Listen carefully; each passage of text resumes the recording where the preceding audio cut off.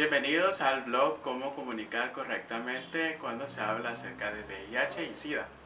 Hoy estaremos conversando con el señor Jorge Sologaistoa. Él es un activista guatemalteco. En los medios nacionales se han utilizado términos como persona con SIDA, portador del virus, contagio, y estas palabras cómo podrían de cierta forma incidir en la discriminación y el estigma que viven las personas que tienen VIH.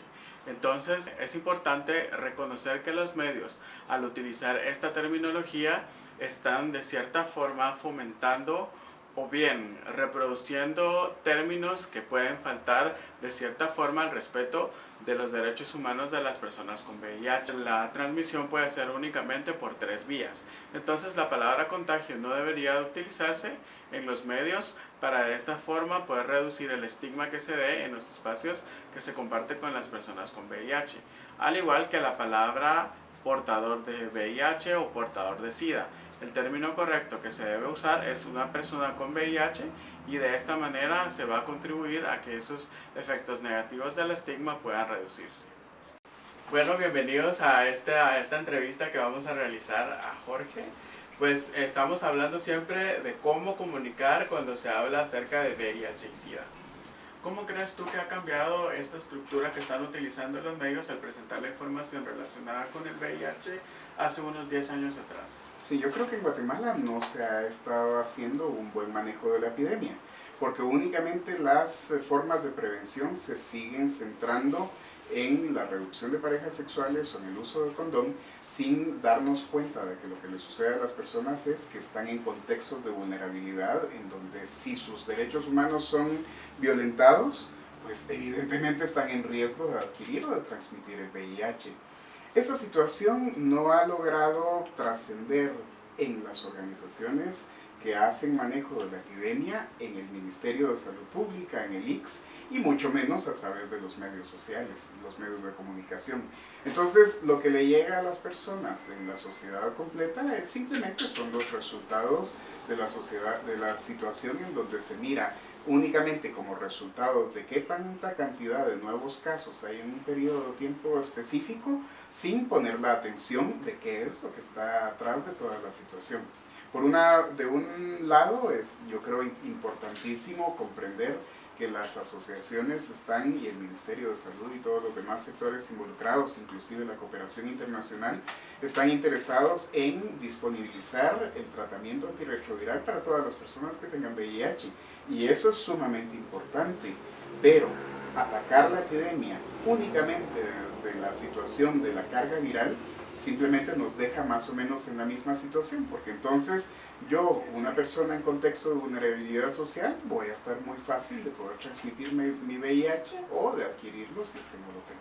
Exacto, y también hablando acerca de las poblaciones vulnerables, en Guatemala la epidemia está concentrada y uno de los grupos más afectados pues somos los hombres homosexuales y las mujeres trans. Entonces, ¿cómo crees tú que la utilización de términos incorrectos como contagio, persona con SIDA, hombre vestido de mujer, drogadicto, y la utilización de estas palabras puede vulnerar los derechos humanos de las personas que específicamente son vulnerables también a la infección del VIH? A mí me gustaría opinar que cuando fuimos descubriendo que esas palabras eran justamente contrarias al respeto de la dignidad humana y que encima de todo favorecían el estigma y la discriminación, en los años 90 comenzamos a tratar de influenciar a las personas que dejaran de decir contagio.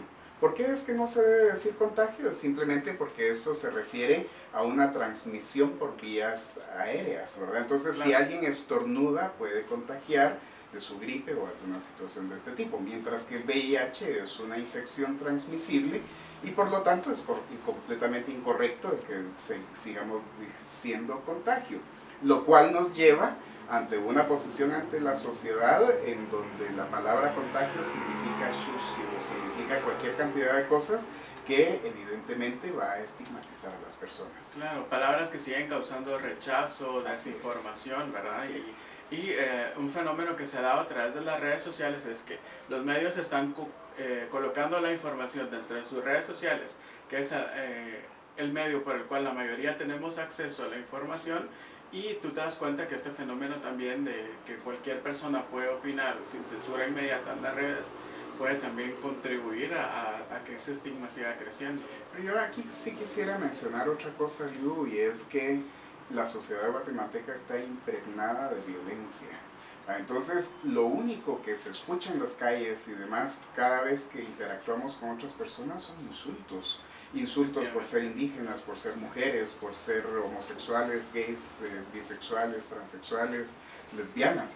Entonces, todo este uso de palabras que transmiten odio son parte de una cultura que el Estado de Guatemala ni la misma sociedad está haciendo algo para poder contrarrestar.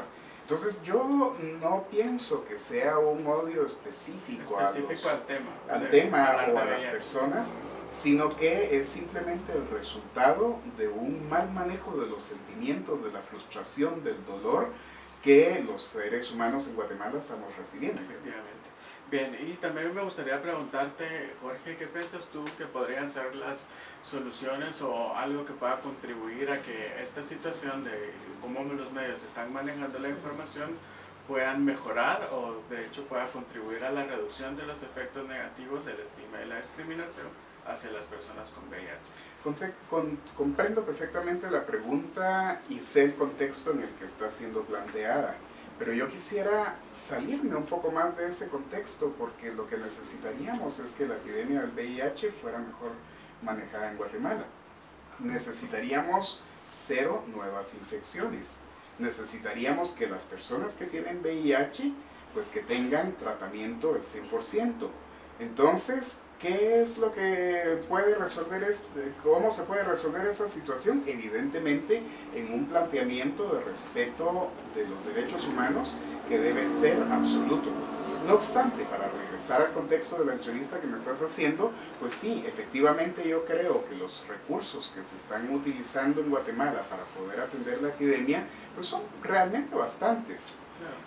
Vienen tanto de las fuentes internacionales como de los impuestos de los y las guatemaltecos, ¿verdad? Entonces, yo creo que sí es necesario destinar recursos para poder capacitar a las y los periodistas, para poderles comentar cuál es la diferencia entre contagio y transmisión, cuál es la diferencia entre VIH y SIDA. Por ejemplo, la palabra SIDA es una palabra que se puede usar perfectamente porque el cuadro de la palabra SIDA significa que la persona está estadísticamente en una situación en donde sus CD4 están por debajo de 200 y que además es portadora de VIH. Entonces SIDA se puede seguir usando. Lo que sucede es que no saber diferenciar los términos. Sí, ese es uno de los errores más comunes que yo pude observar a través de esta investigación, en la cual muchos periodistas o comunicadores no saben diferenciar entre ambos términos y es donde precisamente se genera una duda. Y puedo comprender que incluso deben sentir miedo de hablar del tema, ¿verdad? Porque en cuanto escriben un artículo, ahí va una parte seguramente pequeña de la sociedad a criticarles, a decirles homofóbicos, a decirles xenofóbicos y demás, cuando realmente nadie se ha preocupado, ni sus redacciones, ni su medio de comunicación como tal, ni tampoco la sociedad civil, ni mucho menos el Estado, que es el que realmente tendría esa Efectivamente, yo creo que también es una tarea muy complicada poderle decir al periodista cómo debe realizar las noticias. Y normarle cómo tiene que hablar. Efectivamente, y incluso pasa porque muchos solo copian la información de las agencias grandes de noticias, que están abordando el tema de la misma forma. Entonces, creo que está muy acertado tu comentario. Y en relación a esta última pregunta, estábamos hablando, ¿verdad?, de cómo puede ser muy difícil educar a un periodista para que realice o redacte una nota o bien genere información, porque también he podido observar a través de este ejercicio que muchos periodistas solo copian la información de las grandes agencias de noticias que incluso tienen estos errores a pesar de las recomendaciones que han dado ya los entes de salud para el manejo correcto de comunicación y VIH. Yo creo que lo que es necesario ahí es generar la empatía suficiente con las y los periodistas, porque si la persona siente desprecio, prejuicios o simplemente cólera o cree que el VIH es un castigo divino, seguramente eso se va a ver reflejado en los artículos que publica. Claro. Entonces, al generar empatía, se logra que ellas y ellos comprendan que simplemente se está tratando de un tema bastante común en la sociedad y que además sigue afectando a ciertos sectores específicos, ¿verdad? Que hemos además sufrido de estigma y de discriminación. Claro, yo creo que también tiene que ver con que es muy difícil tú como periodista alejarte de la predisposición o tu propio prejuicio que tienes acerca del tema, ¿verdad? De VIH y de lo que los medios también han sido parte de informar con datos incorrectos, con palabras incorrectas. Entonces, muy aceptado el comentario que tú haces y también comprender que no es porque el periodista quiera hacerle daño a nadie, sino poder tal vez ordenar todos estos procesos y poder generar una comunicación que contribuya al respeto y a la empatía, que era lo que habíamos también hablado. Yo creo que además de trabajar con periodistas, es necesario hablar con la política editorial de cada uno de los medios, Exacto. ¿verdad? Porque si la política sigue estando dirigida a mostrar amarillistamente la información, es obvio que los artículos, por más lindos que están escribiendo o los materiales que están generando, de todas formas va a tener mucha dificultad. Claro, y también nosotros que trabajamos en esto, ¿verdad? Podemos tener una perspectiva distinta a lo que la población tiene. Sin embargo, podemos ver a través de sus reacciones que esa información puede de cierta forma influenciar y no cumplir uno de los objetivos del periodismo, que es presentar la información de manera acertada y sin dañar a ninguna población en específico, ¿verdad?